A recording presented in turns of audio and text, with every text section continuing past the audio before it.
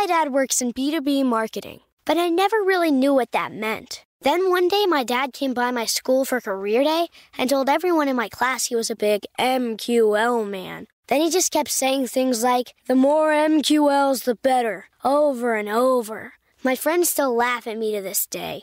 I think it means marketing qualified lead. One thing's for sure, I'll be known as the MQL man's kid for the rest of my days. Why couldn't you just be a fireman or a lawyer? Why? You ruined my life, Dad. Not everyone gets B2B, but LinkedIn has the people who do. And with ads on LinkedIn, you'll be able to reach people based on job title, industry, likelihood to buy, and more. Start converting your B2B audience into high-quality leads today. We'll even give you a $100 credit on your next ad campaign. Go to linkedin.com/customer to claim your credit. That's linkedin.com/customer. Terms and conditions apply. LinkedIn, the place to be, to be. This is Tanya Rad from Scrubbing In with Becca Tilley and Tanya Rad. This is what you do when you've just found that statement handbag on eBay and you want to build an entire wardrobe around it. You start selling to keep buying. Yep, on eBay. Over that all black everything phase, list it and buy all the color. Feeling more vintage than ever? It's out with the new and in with the pre-loved. Next thing you know, you've refreshed your wardrobe basically without spending a dime. Yeah, eBay. The place to buy and sell new, pre-loved, vintage, and rare fashion. eBay. Things people love. Hey, it's Austin James. Yes, I'm living with diabetes, but it doesn't have to define me. Thanks to the Freestyle Libre 3 Plus sensor, I get real-time glucose readings throughout the day. The Freestyle Libre 3 Plus sensor is small and easy to wear, giving me the freedom to focus on my life as a parent and a musician. Now this is progress. You can get a free sensor at freestylelibre.us. Offer available for people who qualify. Visit myfreestyle.us to see all terms and conditions. Certain exclusions apply. Data on file. Abbott Diabetes Care. For prescription only. Safety info found at freestylelibre.us. This is Dr. Laurie Santos from the Happiness Lab. Many people have questions about how to improve levels of happiness.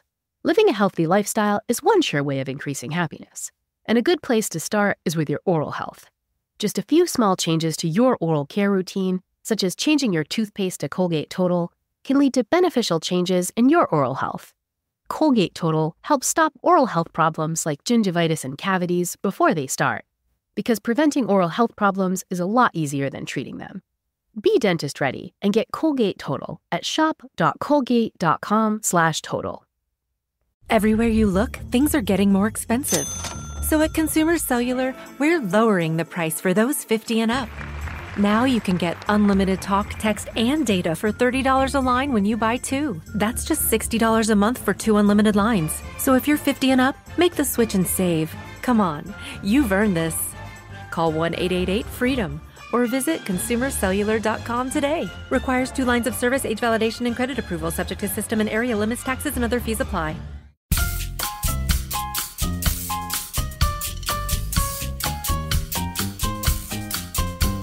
Hi, everyone. I'm Rachel Zoe, and you're listening to Climbing in Heels for your weekly dose of glamour, inspiration, and fun.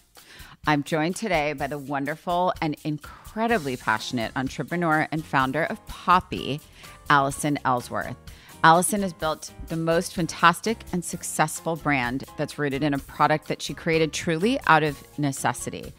She discovered the health benefits of apple cider vinegar and created a healthier soda that's become the fastest growing beverage of all time. That is insane. While simultaneously giving birth and raising 3 young boys. I am so incredibly inspired by Allison's vision. So let's jump right in. You are going to love this episode. I'm so excited to have you on. You know, I drink Poppi. My team drinks Poppi. We all, like, my refrigerator is filled with Poppi. But I also want to say how cool it is for me when I like a brand, when I see like kind of all these different people coming in from the wild holding the brand, which I imagine is the greatest thing for you. So I want to talk about this because I want to dive back to the beginning for a second. So you grew up in Texas, born and raised. So born in Colorado, lived there for like a year, but I don't claim that. I'm a Texas girly through and through. I grew up here, lived here, forced my husband to move back here. I'm obsessed with Texas. You are? I love that. Like, I love Texas. I love that. I love that you love Texas. Having so many people in my life from Texas, there is this overarching common thread of friendliness. And first of all, everybody's tall. So I do want to really, I am tall. Yes. literally every friend I've ever had from Texas is incredibly tall except for one. The guys are gigantic. They are actually gigantic. And the women are also very, very tall. But there's this happiness about Texans. The people I've met from Texas are driven. They're happy. They love Texas. Love it.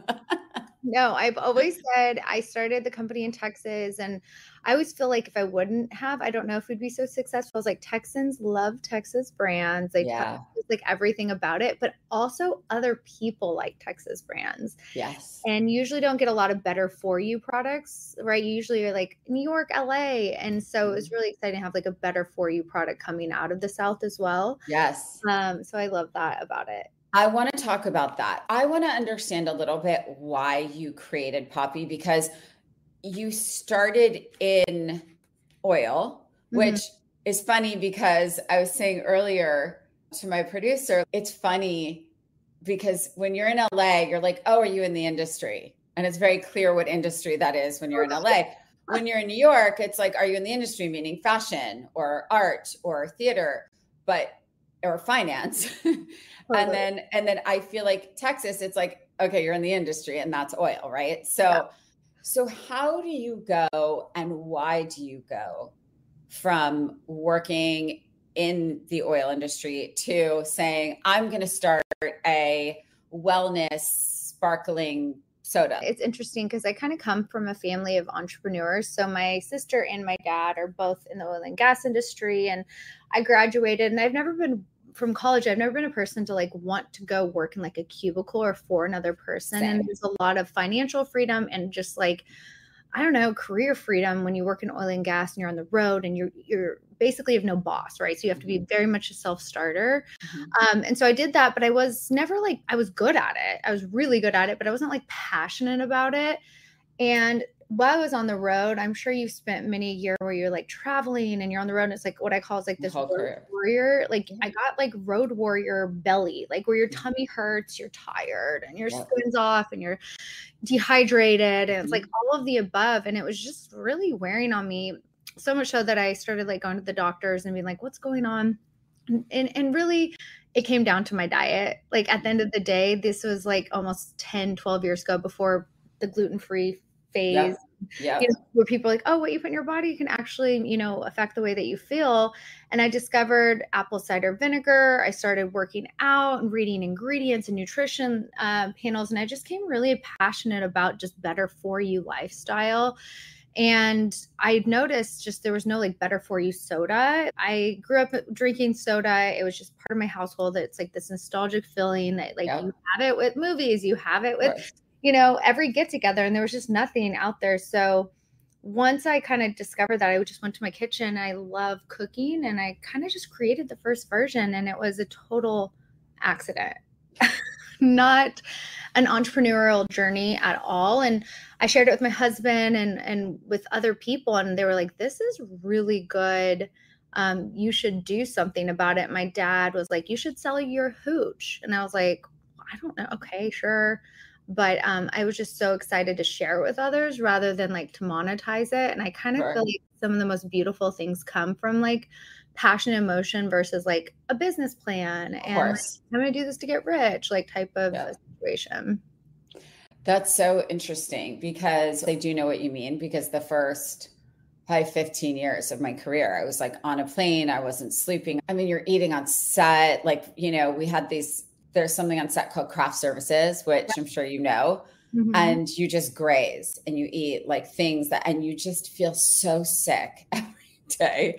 And then when you fly and you just feel constantly out of sorts, really. And I don't think people recognize until it's too late very often the impact of travel on our bodies. And work travel specifically because it's not elective most of the time. And I think as we got older, our bodies are like, just kidding. that's not going to work for you anymore. Like, you got to change something.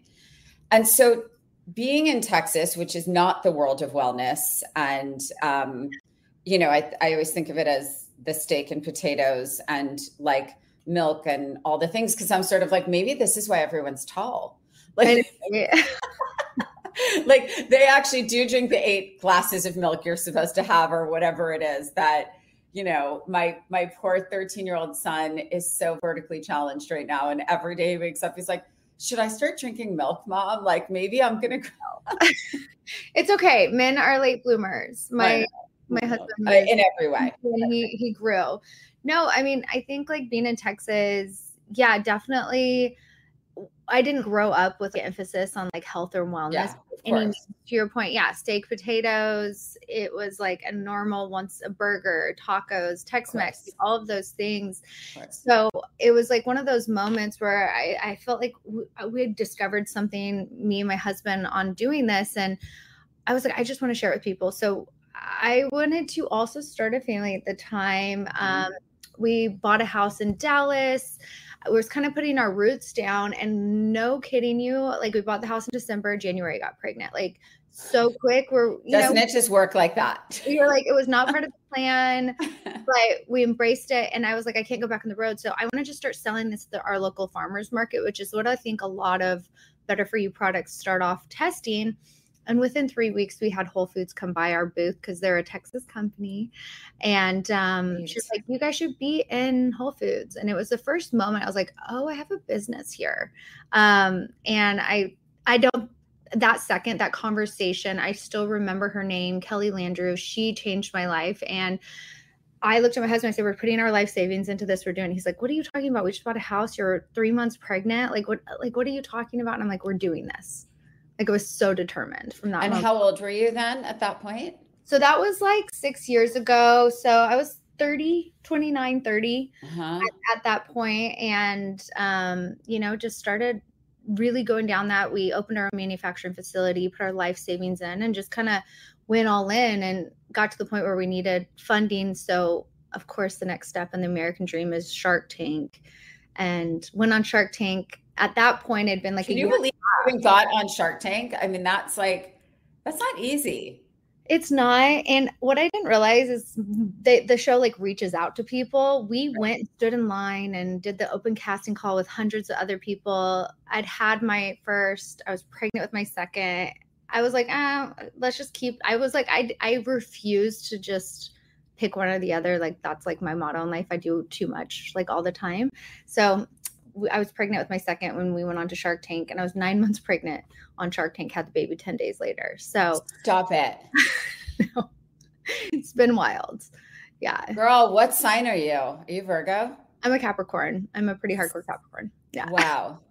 I'm so, but you read very Virgo, by the way, but Virgos and Caps. My baby son is a Cap. Similar to you, I got pregnant, wasn't trying, was launching my clothing collection, and launched it literally I think it was like 3 or 4 weeks before I had my first son. And I remember standing there with the models and styling the looks for the collection, and Women's Wear Daily taking a picture of me. I had this tummy. I was wearing thigh-high boots. I was wearing like all the things. And I'm like, nope, nothing's going to change. Nope, nothing's going to change. Nope, I got this. I'm going to do this. But like, I want to talk about how that was for you, going on Shark Tank and doing this whole thing and being pregnant, having a child, and obviously being young. I had my kids late, right? I had already built my career. So I was able to sort of say, okay, my team's going to come to the house to work today, or I'm going to bring my son with me on this trip or whatever. I was able, I think, to dictate a little bit more of how that went for me, but it was still incredibly challenging. So I want to know, as you were launching this dream that you didn't even know was going to happen. Right. And I always say there's no blueprint for this, right? You can't, I'm sure people ask you all the time, like, how did you do this? And you're like, honestly, my passion, I loved it. It was, right? Yeah. And a lot of sleepless nights, lots of tears, lots of ups, lots of downs, lots of fear, lots of, the list goes on. But I think entrepreneurship, by the way. Yeah. And I think, look, we left an insanely successful career to go into this. And I always say, like, unless you really are passionate about it, like, you're not going to leave that security. And then just being a mom was also just a really big goal in my life. My husband grew up Mormon, like family's just like a really big piece. He's like one of 6. I'm like one of 4. Mm-hmm. We just like always wanted that from like a young age. And I was just like, why do I have to choose? Like, that's just how I am. If you tell me no, I'm like, oh, I'm talking to the wrong person. Mm-hmm. And I just feel like it was just, I wanted both and I didn't have to choose. But was it way harder? Oh my gosh, yes. Like It got to the point where he had to get like a second job. We were working bottling during the week. I would work with the baby strapped to me. I did deliveries with them strapped to me. Like, we could not afford a babysitter. Like, my mom would come down on the weekends when she could to help. Got to the point where, we're just like, this is like, can we do this? The low lows, the high highs type of situation. But just looking back on it, I wouldn't change any of it. I remember with my first being on the bottling line, going into labor, was back on with the baby strapped to me 2 weeks later because we like needed to keep going. And I don't know. It didn't seem hard at the time. Looking back, like, oh my gosh, I don't know if I could do that again. Yeah, but I mean, I think we could say that was adrenaline. You could say that was like excitement and determination. You could say that, when you tell your kids this story, they're going to be so proud of you. Is your husband your partner? Yes. So yeah. And he runs like at Poppi, I run like all of our creative brand vision, and he runs like our innovation and our supply chain. So we're very opposites as well. And I couldn't do it without him. He couldn't do it without me, but he does allow me to be crazy, which I love. Because I think at Poppi, like the level of quickness that we work through and like we move at the speed of culture, like we have to be like really nimble, crazy, and willing to take risks. But it's funny because I had my first 2 pregnancies and like children while growing the business. And then I waited 4 years and Poppi was like humming along great. And then I had a third, and that was such a different experience. Yeah. I was going to ask you. He was on flights with me 20 times before he was 6 months old, and like in New York running around doing interviews while breastfeeding on the subway, like all of those things. So I think I got to experience both. And, I look back and it built grit to get me to continue to get where I am. And now I'm like, maybe I need one more. Good things happen at Poppi when I get pregnant. I'm going to predict you are likely having a 4th. I mean, even if you didn't say that just now, I'm going to think that you are. I love chaos. Well, clearly, but I think it's interesting. I want to talk about the not making a choice, because I think that is the hardest decision that women have to face if you want to have a business. I don't want to say it's totally different, but I want to say there are differences between building a business of your own versus working for an established business where you have job security, you have hopefully, you have your health benefits and you have all these things. When you're starting a business ground up, that is a real choice for women to say, I'm going to have kids later. Let me build this and then I'm going to have kids. Or I want to have my kids, be a mom, and then I'm going to start my business after I have my kids and they're like all in school and whatever. I have many entrepreneur friends, many successful, many have closed businesses, many have grown and sold and all the things. And we talk about a lot at our dinners and our events, like how hard that is to do simultaneously. And I don't want to skim over it because, to your point, I think being an entrepreneur in general, there is not a woman I've had on this pod who would tell you it is not the fucking hardest, most rewarding, most painful, most exhausting, most exhilarating, all the things. You want to quit, you want to throw it in, you have to keep it going. And it's all the things. Being a mother is also like that, right? Because I think there's so much guilt in that motherhood of, I don't want to miss anything. But I think what's evident is your determination to succeed. And I think for me, what really stands out is doing this in Texas, where it isn't the expected, the saturated. I mean, here in LA, I'm pretty sure there's a wellness brand launched every hour, in different categories. But there is a question I wanted to ask you that I noticed, and I'm not positive. Are you the CEO or no? I'm not, nor would I ever want to be. I think it's so funny when people start their businesses, and this is something that I speak on quite a bit. And just, I think a lot of people start your business and you want to own it all, right? You want to, your decisions, that letting go of allowing people that actually know better than you is one of the hardest things you will ever go through in your career. So started the company, me and my husband. You know, I ran all of our marketing, like all of this stuff. And about a year in, like Poppi, just for context, is the fastest growing beverage in the history of beverage. We're 4 years old. We are the fastest growing beverage in the nation. We're the #1 soda on Amazon. We're in 1 in 10 households. It's just been absolutely crazy. And when you have that kind of explosive growth, I've never done this before. Now, my intuition has gotten us so far, but we got to the point where we were like, hey, we have to bring someone in. And we actually went to our board and we're like, we need to bring in a CEO. It was really hard. I like cried. We were like going through this, like, how could we go through this?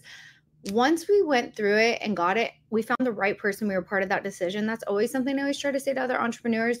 Be part of the decision. Don't allow it to happen to you and get to a point where it's like, so you're removed and it's like this dramatic. No, it's okay. It's growth. I'm learning from our CEO, right? And I realized being a CEO, it's a lot of people management. It's a lot of process. It's a lot of P&L budgeting. There's so many things that I'm like, oh, wow, I don't want to do any of that. Like I do run a team. I run our creative team. We have like an internal agency, which I adore my creatives. Like, I'm not saying that, but it's like, we have over 200 employees.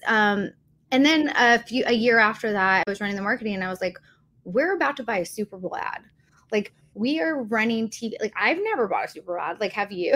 It's like, you know, and so we went to, once again, I said, I want to bring in a traditional CMO. And, you know, that was one of the hardest years of my life, and did coaching and worked through that. But I think people hold on to the word CEO, you know, and it's like this thing where it's like, as an entrepreneur, a founder is a really powerful title. My title is Chief Brand Officer and I run brand, but I wish more people talked about that. You know, that's why I want to talk about it, because I found that really interesting, because I can't even count how many badass women that I have in my life. And I'm going to say that most of them are CEO, but what I would say to that is, over the last year, many have stepped down as CEO. Many are dying to not be the CEO. And it's releasing that control and that title. And a very successful friend of mine who has started 5 companies successfully, all of them, literally this summer was like, I, for the first time in 15 years, don't have a CEO title. And we were like, I'm like, how does it feel? She's like, weird, peaceful. Yeah. Like, I can sleep.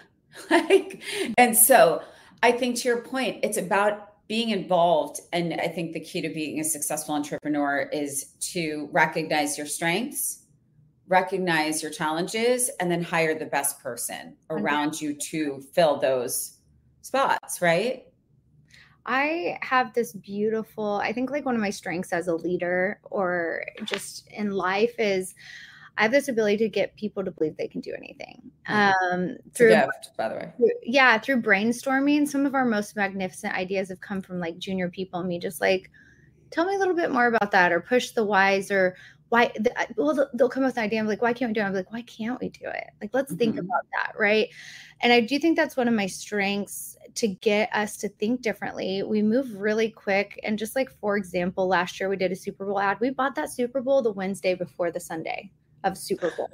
Like, wow. That's crazy we can have and be. But we'll plan our calendars. We'll get like 80% of it like super in stone. but you can't be culturally relevant if you're planning like what you're doing in 2026. I don't know what's going to be cool in 26. So this ability to move quick is like such a gift. And I agree. The team has seen that, and they've found ways to support me in that. Right. And like that, my strength isn't going out and building the most amazing retail program or media program or, you know, sales team. Right. Totally. So, no, I love that. I love that you asked that question, because like, no, I'm not CEO, and nor do I want to be. But I love how proud you are to not want to be, because that's another thing I really try to teach people is like, not everyone has to be, not everyone wants to be, and not everyone should be. And I think that's the thing, that what you're saying is so important for young people to understand, that it's absolutely okay to not want that role, right? Yeah. I mean, 100%. And I love that you said that. Honestly. Like, I love our CEO. We're great. I'm great friends with his wife. So it's like, it can be a beautiful relationship as well. I think should people, be, you know, look at it as a downside. So no, I love that. And it allows, you know, back to like just being a mother throughout all of this. It's funny, like when you were saying that stuff earlier, you know, what came to mind is the different challenges that were when we were starting are so different now. Now I'm gone a lot, and I don't get to be with my kids, and my husband's down more at home more. And just recently I'm like, wow, I'm missing a lot. And I'm kind of having to step back and be like, I maybe should say no more, reprioritize, stay home. And like, that's a decision that I've been like, never thought I would have to think through, but I'm like, whoa, I'm missing. How old are they, the boys? 2, 6, and 8. So that's perfect, because you can still really confidently make those choices and not miss a thing. Yeah. So, but think about that really, because I only say that because you don't get it back, but you don't necessarily have to make the choice. You can do both, because you are who you are in this company. You can do both. Yeah. And I think they're at ages where you can bring them with you. So you do get to do both, because that's what I was doing. Because I was, to your point, I wouldn't make the choice. And so when they were little, I would just take them. And then in between everything, I got the hugs, and I got the meals, and I got the bedtime. And then if I had to go to an event, you go when they go to sleep, you know, and there's that. And that's also the gift. I want to talk to you about a couple of things. I want to talk to you about naming it Poppi, because it was called the mother beverage. Okay, why? Tell me. Okay, so when I first started, it's like apple cider vinegar was kind of like the key, and like you had the mother of vinegar, and it was like we were almost this. What I always used to liken us to is like the sister to kombucha, right? It was just more farmers markety, health focused. But when we rebranded and realized we were soda for the next generation, modern soda, what kept coming up over and over again is like soda pop. And so we named it Poppi off of soda pop. And I just love it because it just, even when you just say it, makes you happy. The colors are happy. It screams pop. It screams soda. So it just made a lot of sense to change the name. And I'm so glad we went from bottles to cans, and then we launched Poppi. So like all the Shark Tank and all the mother stuff was previous, but then we launched Poppi March 3rd, 2020, the first week of COVID, which was like absolutely crazy, but I love it because I think. So hold on, wait, let me backtrack. So you went on Shark Tank, you were due in 10 days, you had a toddler or baby. Yes. And you went on Shark Tank. You do the whole pitch. At the time you went on Shark Tank, was it called the mother beverage, or was it called Poppi? It was called the mother beverage. Yeah. Okay, so what happened on Shark Tank, and how nervous were you in that moment? So I actually wasn't that nervous. Good. Because I was like, if you get too nervous, you're going to go into labor. Yeah, I was going to say, can you imagine? And I was so pregnant backstage, just being like, you have to stay so calm. On the other hand, I swear, because I was that way, I look over, my husband's like pouring sweat. He's seeing, he can't, like, there's these like shots of him where it's like very close up, and he will never live those down. But no, we had the baby. So we get the deal. We have the baby 10 days later. And then it usually takes like 4 or so months for the episode to air. And honestly, if you get a deal, it's not even guaranteed that it airs. At the end of the day, it's a TV show. It has to make good. Right, of course. We did, spoiler alert, we did get a deal. Closed the deal the Friday before the episode aired. So what did they offer you? We did $400,000, I think, for 20% of the company. Okay. And which shark?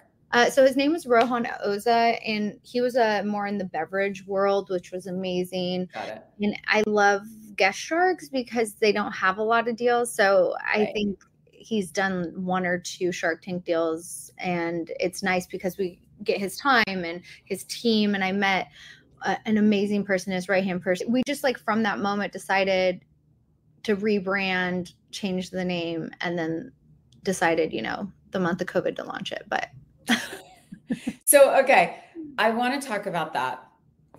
So COVID, did you have a nervous breakdown? No, we'd flown out to California though, like to set up for Expo West, like a big event the first week, and then they canceled the event. I remember like flying out, they had like maybe 3 to 10 cases, and we were flying home, they had thousands, and we were so devastated. It was like our coming out party, basically, but it was a blessing in disguise. I wouldn't say like COVID was, but just it forced us to really think differently as a business, fundamentally from the beginning, because everything that traditionally people would do when launching a company was off the table from day one. We had to just try new stuff. And really what it was is we were like one of the first brands to get on TikTok. I have over 2 billion views on TikTok. A third of the platform has seen my face 7 times.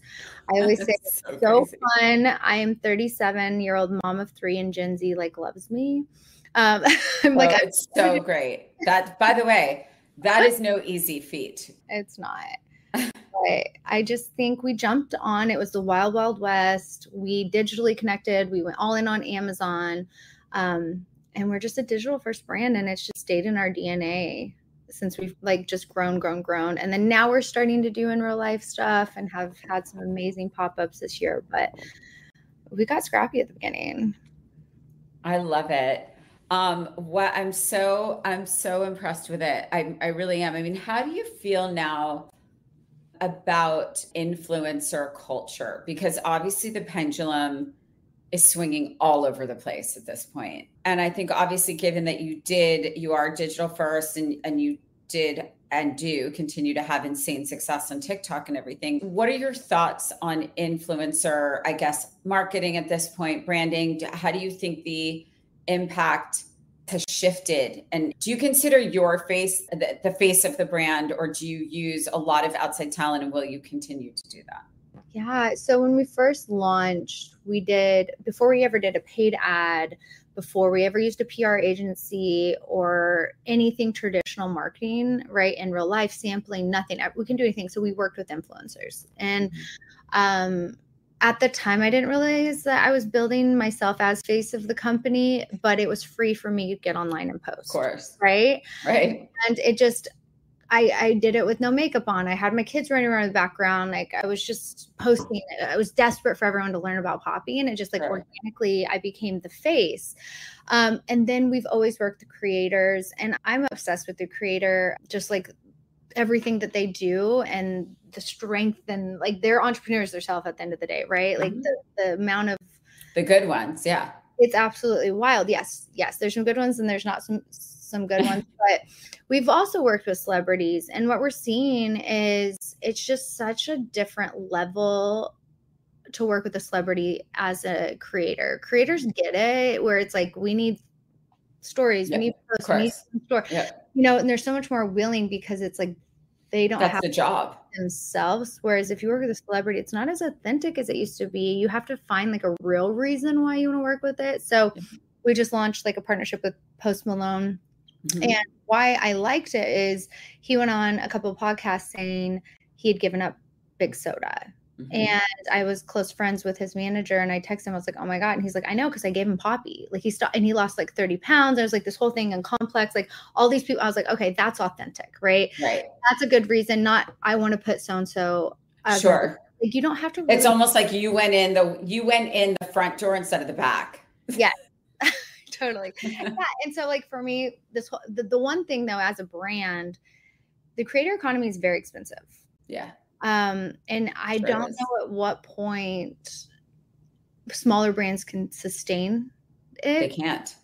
It's really tricky, because when we were first starting out, it was kind of on the rise of it, and you could get people for very affordable. Whereas people, when we started out, were $5,000. Now they're like 50,000, 100,000, 150,000 for a social post. And so I don't know, something I think eventually has to give. And I don't know what that is. What'll end up giving, and I've seen it sort of with the fashion influencer world, is they just don't get hired. Yeah. And then they have to work for less, because at some point the brand is like, we're taking the upper hand back because we're not spending this money on you. And then all of a sudden, most of them aren't working. And so the ones that want to work are either going to have to charge less or not work. So I think that's the only way it gives, truthfully. And the same thing will happen eventually. I just think because of the virality of certain brands and certain creators, I think all of a sudden, once they have that virality, they have the upper hand, right? But I think it's always going to do this. But very interesting. I mean, authenticity through and through. Mm-hmm. Yeah. So what's next for you? I'm so excited. I'm such a fan. I love, my entire team drinks Poppi, and like everywhere I go, there's Poppi. It's really amazing. Poppi's the official soda of the Los Angeles Lakers. So we just have like, how insane are you pinching yourself? So I'm so annoying. And I'm going to say, people ask me this all the time. And I think I should reframe how I answer. Usually I'm like, no, because I still got shit to do. I do need to, like, that's my whole new balance that we were kind of talking about earlier. I need to sit back and enjoy this because it's so freaking special. But also I'm like, I'm not done. Like I am dominating. We are disrupting soda. It's like this whole thing that I'm like, I'm not ready to sit back and pitch myself, but I do have to, I think. No, I think, listen, I always say complacency is the enemy, right? Like for me, I think for serial entrepreneurs, it's clearly you have the bug, right? But I would say now, because I'm, like a couple of years older than you, what I would say is, in many ways, some of the most exciting things that happened to me in my career are a blur. And I only remember them when people interview me about them. And then I'm like, right, yes. Because it was so big. Yeah. And I never once stopped to recognize what was happening. And people would say it to me in the moment. Do you believe you're on a plane with so-and-so? Do you believe you're flying to Monaco with Britney Spears? Like, do you believe these things? Because in the moment, it's work. It's your job. And as much as you love it, you're like, and you're leading it. So what I would say to that and to anyone listening is, because you stop for 10 minutes to recognize what's happening, or to maybe have a glass of champagne or whatever it is, to just be like, okay, that does not mean you are resting on success. And that does not mean you're stopping tomorrow. That just means you're taking an hour to say, I can't believe this is actually happening. And that's it. And then you live in that moment for a minute and then go on to your next thing the next day. But it is important to do that.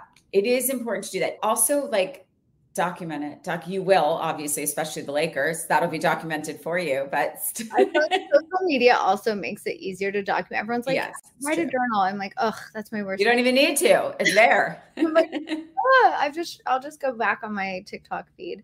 No, I know it's true. Like, it's this new level of balance that I have to find in my life, because I've been working so much that everyone's just like, I don't know how you do it, Allison. Look, I'm a creative, and I have to allow that space to be creative. So I will take your advice. Just try to stop even for an hour. Just recognize it and then move on to the next thing. I love it, but take it in. Enjoy those beautiful boys. I love that you're a boy mom. Yes, thank you. Next time you come here, let me know and we'll go have drinks. I love it. Poppi and tequila. Love. Slay. Thank you so much, honey.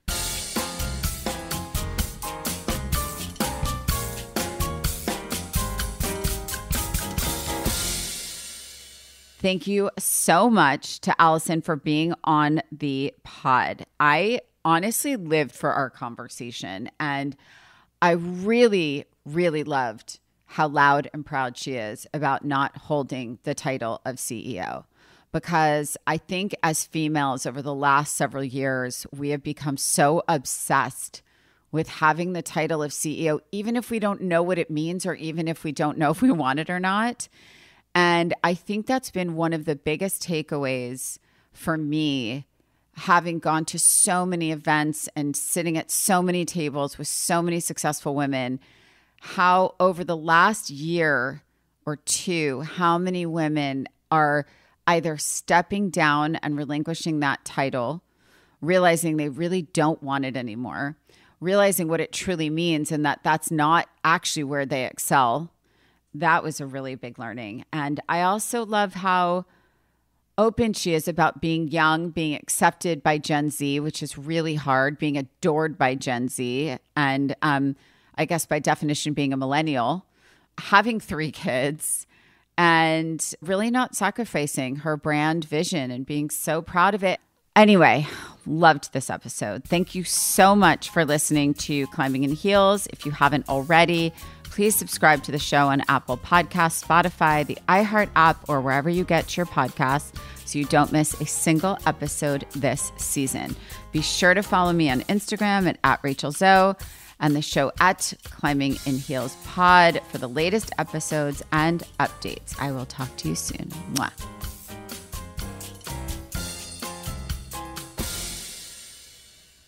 Hello, it is Ryan, and I was on a flight the other day playing one of my favorite social spin slot games on ChumbaCasino.com. I looked over at the person sitting next to me, and you know what they were doing? They were also playing Chumba Casino. Everybody's loving having fun with it. Chumba Casino is home to hundreds of casino-style games that you can play for free anytime, anywhere. So sign up now at ChumbaCasino.com to claim your free welcome bonus. That's ChumbaCasino.com and live the Chumba life. Sponsored by Chumba Casino. No purchase necessary. VGW Group. Void where prohibited by law. 18 plus. Terms and conditions apply. With Amex Platinum, you can really be in the now. Access to Resi Priority Notify. Yes. 4 p.m. checkout with fine hotels and resorts booked through Amex Travel. We needed this. And dedicated card member entrances at select events. Let's go! Means you can focus on the present moment. That's the powerful backing of American Express. Terms apply. Learn more at americanexpress.com/withAmex. Card member entrance access not limited to Amex Platinum Card. Here's to the holidays, to the smell of Grandma's fresh-baked casseroles, to bundling up by the fire with family, and football. The Chi-Net brand wants you to savor all the joys of Turkey Day while skipping the hassle of cleanup with their Chi-Net Classic collection. And since Chi-Net Classic plates and bowls are compostable, you're not only keeping the sink clean, you're helping leave less of a mess behind for future generations. So here's to being together. Here's to us, all of us. Find a local retailer at mychinet.com. Are your lingering depression symptoms getting in your way? If you're on an antidepressant for major depressive disorder, MDD, and you've made some progress, but your unresolved symptoms leave you feeling stuck, it may be time to ask your doctor about Vraylar, cariprazine. Vraylar is a prescription medicine approved for use with antidepressant medicines to treat MDD in adults. Adding Vraylar to an antidepressant is clinically proven to help relieve overall depression symptoms better than an antidepressant alone. Results may vary. Build on the progress you've already made. Ask your doctor if adding on Vraylar to your current antidepressant could help give you a lift in relief. Vraylar is not approved in elderly patients with dementia-related psychosis or for people under 18. Elderly dementia patients have increased risk of death or stroke. Report unusual changes in behavior or suicidal thoughts. Antidepressants can increase these in children and young adults. Report fever, stiff muscles, or confusion, as these may be life-threatening, or uncontrolled muscle movements, which may be permanent. High blood sugar, which can lead to coma or death, weight gain, and high cholesterol may occur.